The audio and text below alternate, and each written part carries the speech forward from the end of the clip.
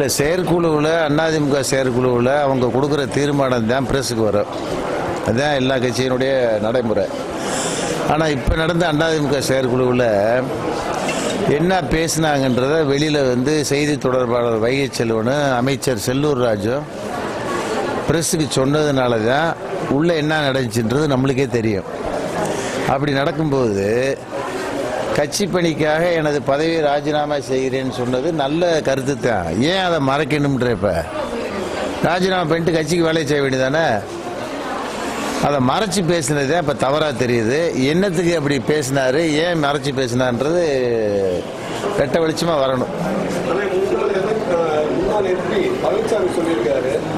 ஒரு அக்ரிமெண்ட் இருக்கு ஓபிஎஸ்க்கு இபிஎஸ்க்கு உண்மையே முதலமைச்சர், அதனால இபிஎஸ் ஒத்துக்க மாட்டேங்கிறாரு, அதனாலதான் இப்படி சொல்லியிருக்காரு அப்படின்னு சொல்றாங்க. இருக்கலாம், ஒரு வருஷத்துல நீங்க விட்டு கொடுங்க, நான் முதலமைச்சர் ஆயிடுறேன், அப்புறம் முதலமைச்சர் ஆகிக்கலாம்னு பேசியிருக்கலாம்.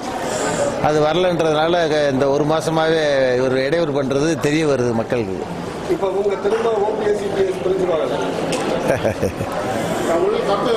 இல்லை, அவங்களுக்கு பதவி சுகம் இருக்கிற வரைக்கும் பிரியறதுக்கு வாய்ப்பு இல்லை.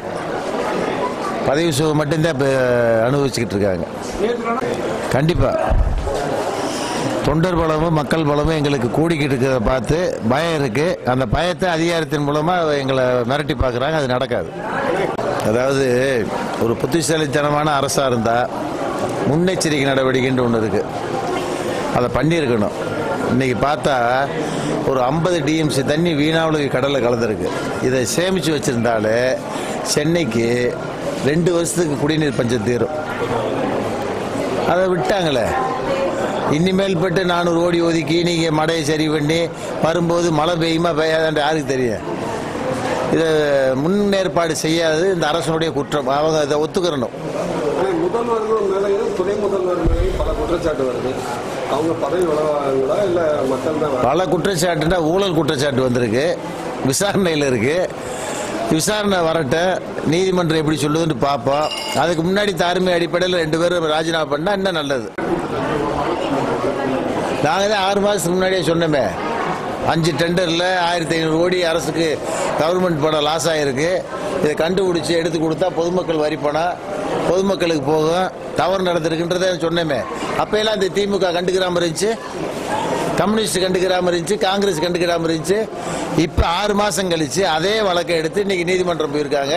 பரவாயில்ல, லேட்டாக வந்தாலும் ஒரு விசாரணை செஞ்சு அதை அந்த ஊழலை தடுத்தா மக்களுக்கு நல்லது.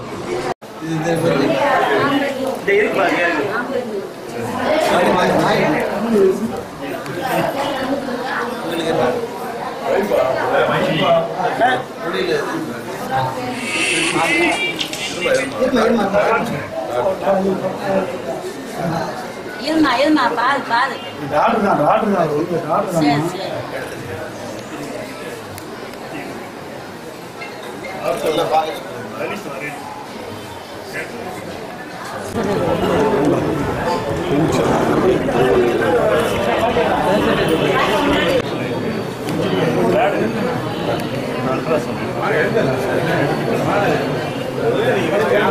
யூரின்